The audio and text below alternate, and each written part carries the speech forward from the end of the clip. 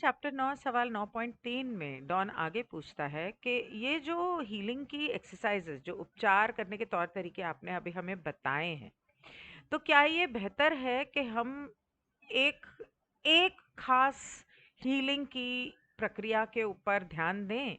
मैं साथ में ये भी पूछना चाहता हूँ कि वो कौन-सी प्रक्रिया है जिस पर हमें ध्यान देना चाहिए?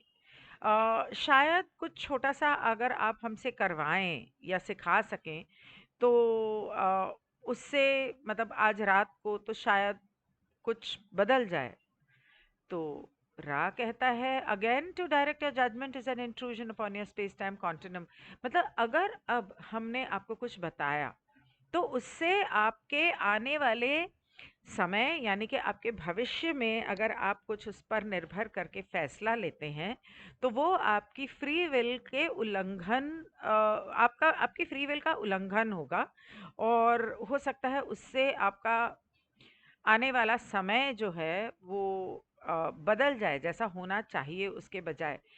तो पीछे बीते हुए समय और आने वाले समय के बारे में बात करने में हमारी कुछ सीमाएं हैं। हम सारी बातें नहीं बता सकते। तो जो बता सकते हैं वो बताएंगे।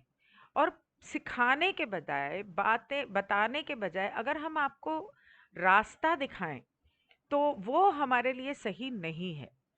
मतलब इससे बेहतर है कि हम आपको सिखाएं, हम आपको गाइड नहीं कर सकते। ये थोड़ा अजीब लग रहा है मुझे कि गाइड नहीं कर सकते। चलो, तो हम आपको सलाह दे सकते हैं एक तौर तरीका जिससे आप पहले जो हमने आपको एक्सरसाइजेस बताई वो आप ठीक से कर पाओ और जो which in your discernment feel is not fully appreciated given in order. एक मिनट में इसके बजाय हम एक प्रक्रिया का सुझाव दे सकते हैं जिसके तहत प्रत्येक व्यक्ति दिए गए अभ्यासों में से पहले को उसी क्रम में चुनता है जिस क्रम में हमने उन्हें बताया था, जिसे आप अपनी समझ से महसूस करते हैं कि आपके मन शरीर आत्मा द्वारा पूरी तरह से सराहना नहीं की गई है। अच्छा, नहीं की गई है।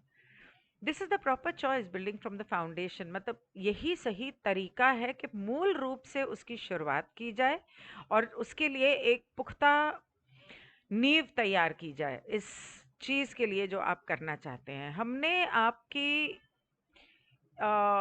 इंटेंसिटी ऑफ दिस एफर्ट, हमने आपके लिए व्यय की गई ऊर्जा के संदर्भ में इस प्रयास की तीव्रता का आकलन किया है। आप इस बात को ध्यान में रखिएगा और रहिएगा और ध्यान में रखिएगा और सब्र से रहिएगा। मतलब इसे समझो और सब्र रखो। हमने आपको कोई बहुत ही छोटा और आसान तरीका नहीं बताया है।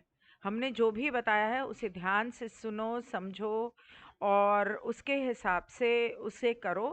पहले अपनी नींव को तैयार करो, जल्दबाजी मत करो क्योंकि उसमें बहुत सब्र और बहुत वक्त लगता है और समझ लगती है और ये कोई आसान नहीं है काम करना।